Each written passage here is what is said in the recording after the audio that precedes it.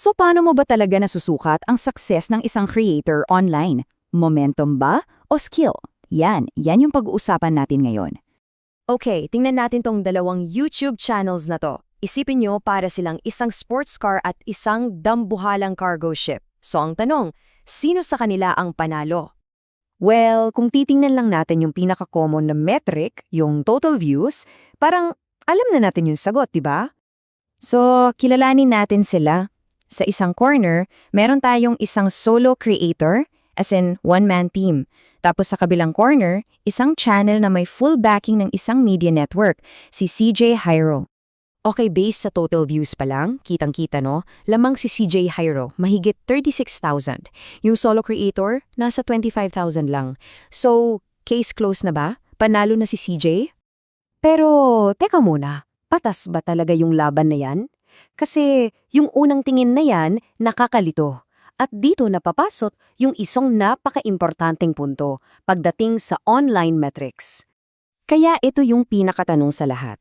Yung total views ba talaga ang tamang sukatan? Yan ba dapat ang tinitingnan natin para masabing successful ang isang channel? Kasi yung mga numero, pag walang konteksto, delikado yan. Pwedeng-pwede kang magkamali ng konklusyon. So sige nga, himayin natin yung konteksto. Titingnan natin yung tatlong malalaking pagkakaiba nitong dalawang channels. At dito, grabe yung pagkakaiba.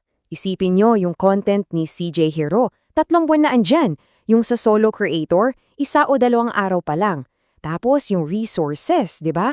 Full PR team si CJ Hyro, samantalang yung isa, one-man production lang.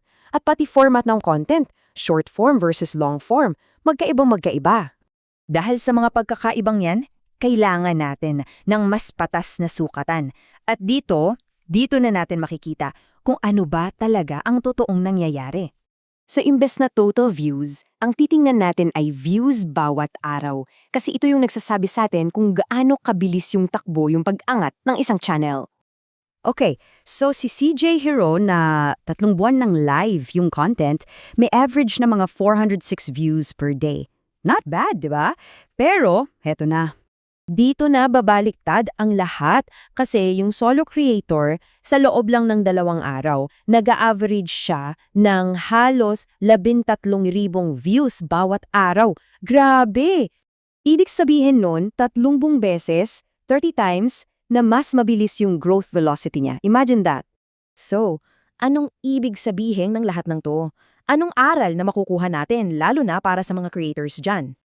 Okay, linawin natin ha, hindi to usapan ng good versus bad o kung sino mas magaling. Tungkol to sa 2 magkaibang strategy, 2 magkaibang laro. Yung isa, yung solo creator, ang laro niya ay momentum. Parang sports car, sobrang bilis ng arangkada. Yung isa naman, yung corporate, ang laro niya ay scale. Parang cargo ship, mabagal kumpara sa sports car pero napakalaki at steady. Pero syempre, may mga dapat din tayong tandaan dito.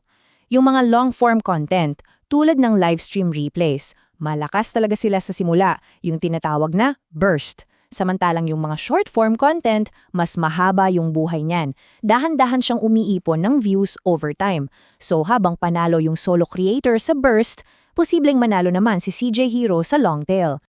At ito yung pinakamagandang summary ng lahat, galing mismo sa source material. May media company siya, ikaw may momentum ka. Ang simple no, pero ang ganda ng punto. Magkaiba sila ng hawak na alas. Kaya yan yung tanong na iiwan ko sa inyo, lalo na kung creator ka. Ano ba yung binubuo mo? Para ka bang gumagawa ng isang malaking kumpanya na nakafocus sa scale o ang habol mo ba ay yung mabilis na arangkada, yung momentum? Kasi kung ano yung sagot mo dyan, yun din ang magsasabi sa'yo kung anong numero ang dapat mong tinitignan.